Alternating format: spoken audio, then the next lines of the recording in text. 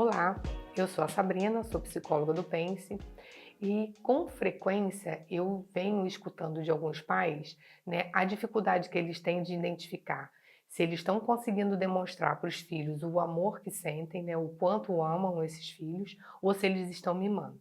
E alguns chegam até me falar: Sabrina, isso é uma linha muito tênue. E realmente é, porque você demonstrar para o seu filho, né, o quanto você ama e ao mesmo tempo não mimá-lo, às vezes é uma tarefa muito difícil. Eu costumo falar que criar filho não é uma tarefa fácil, né? Ao longo dos anos, ao longo do crescimento deles, vão tendo vários desafios. Eu queria falar um pouquinho do Winnicott, que ele era um pediatra e psicanalista, e ao longo da clínica dele, ele veio observando a relação entre mãe e filho. E ele criou um termo, né? Ele identificou um termo que ele falou da mãe suficientemente boa. O que seria isso para o Winnicott? Para o Winnicott, esse cuidado deve acontecer de uma maneira saudável, no tempo de desenvolvimento correto e na devida intensidade, nem no exagero e nem faltando. Então, quando ele usa esse termo mãe suficientemente boa, é por isso, né? Porque ela tem que oferecer esse cuidado de uma maneira suficiente e não no excesso e nem na falta. Quando ele fala também na questão da mãe, entenda também que a mãe às vezes não é só a mãe biológica, é alguém que cuida dessa criança, que exerce as funções de maternagem com essa criança nesse cuidado. Ele ressalta que se acontecer algum desses extremos, isso pode causar algum problema na estruturação psíquica dessa criança, né? Então isso para ele, isso a gente precisa observar, ele chama atenção para que isso flua de uma maneira muito tranquila. O Winnicott também vai falar que a mãe, ela não precisa de treinamento, porque ele fala que instintivamente ela vai saber como lidar com o filho. Então isso a gente vê muito quando você já teve o seu filho, a partir de um tempinho você já consegue identificar o choro. Então você já passa a identificar se ele está chorando porque está com fome, porque está com frio, porque está com a fraldinha suja ou porque está com gases. Então isso aí é essa parte instintiva que o Winnicott fala que toda mãe tem. Quando nos tornamos pais, não tem como a gente separar os filhos que fomos dos pais que tivemos. Então, assim, vem na nossa memória algumas situações boas ou ruins, mas que vêm à tona nesse momento que a gente se torna pais. Então, algumas coisas a gente quer que os nossos filhos sejam diferentes da gente. Então, é muito natural que a gente queira que os nossos filhos sejam melhores que a gente, tenham mais oportunidades que a gente. E aí que vem aquela situação da gente estar atento. A gente não pode fornecer demais a criança, super proteger demais essa criança, querendo dar tudo para ela. É preciso que a gente permita que os nossos filhos e os nossos alunos passem por momentos de frustração. A frustração não é uma coisa boa, né? Quando a gente se sente frustrado, realmente não é legal.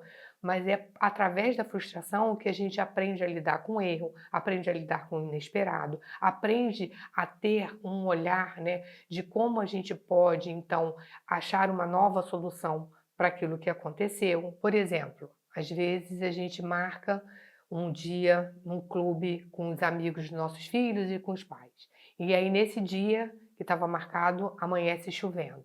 O clube é todo aberto, a gente não vai conseguir ir. Então, a gente pode pensar em outras soluções, mas a frustração está ali naquele primeiro momento. Então, eu posso pensar de ir para a casa de alguém, de ir para outro lugar, né, que seja coberto e que a gente possa encontrar todo mundo. E se isso, nada disso for possível, então a gente vai ter que remarcar. Isso aí é uma maneira, né, de frustração, mas é uma maneira que a gente também tem de pensar em outras possibilidades e não se desdobrar para que o filho não se sinta frustrado, para que ele não fique triste. Eu sei que às vezes, enquanto pai, é duro a gente ver, né, os nossos filhos tristes, mas a gente precisa possibilitar, porque lidar com a frustração tem muita relação com a nossa capacidade de resiliência, com a capacidade da gente de pensar em outras maneiras de resolver aquelas situações, de lidar com o inesperado.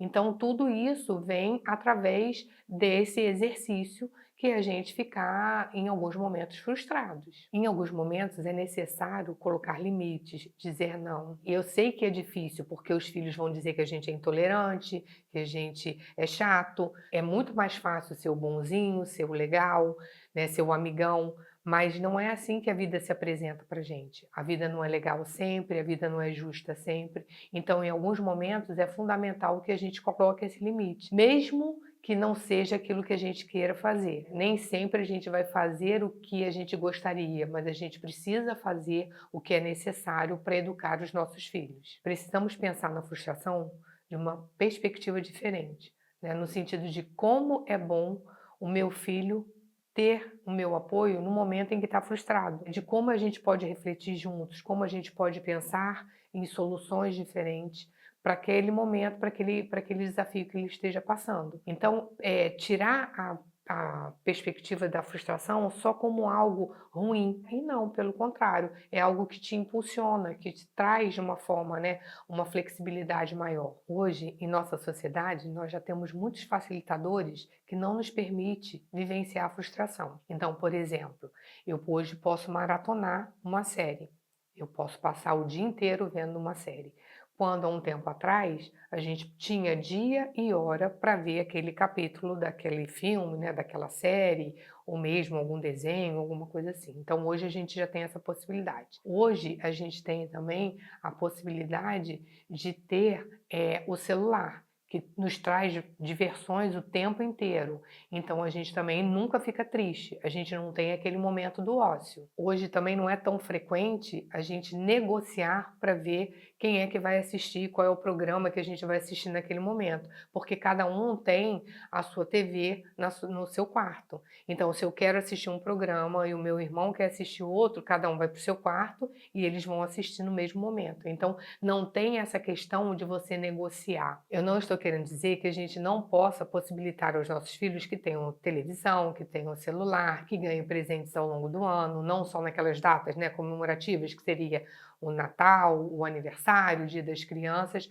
mas a gente precisa estar atento para esses excessos. No espaço escolar, a criança e o adolescente também têm a oportunidade de aprender a lidar com a frustração, porque em algum momento eles vão ter uma desavença com algum amigo, a escola tem regras e muitas vezes eles não concordam com essas regras e também é preciso saber lidar com isso.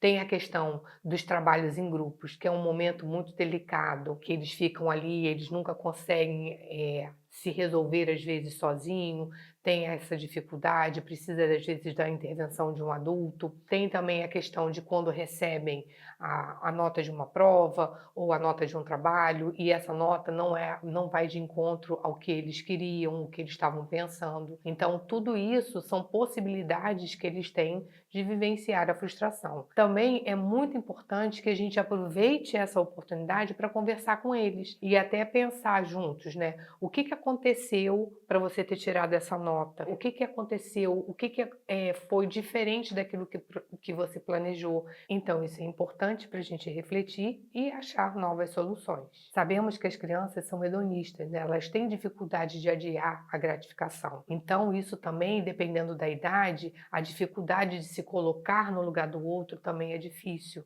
Então, também são exercícios que a gente precisa fazer, que a gente precisa conversar, até porque elas precisam entender que o outro também tem o querer, que o outro também tem o direito, tem também as vontades. Então, lidar com tudo isso faz com que a criança vá amadurecendo e vai crescendo. É importantíssimo que a gente acredite na capacidade de enfrentamento das crianças e adolescentes, porque a gente às vezes busca sempre resolver a coisa para eles.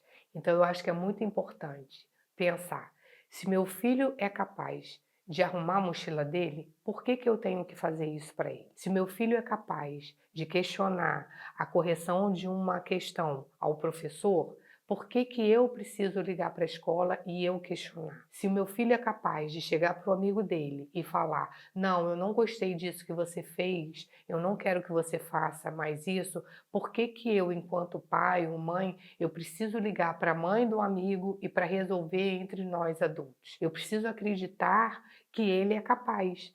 E aí sim, supervisionar.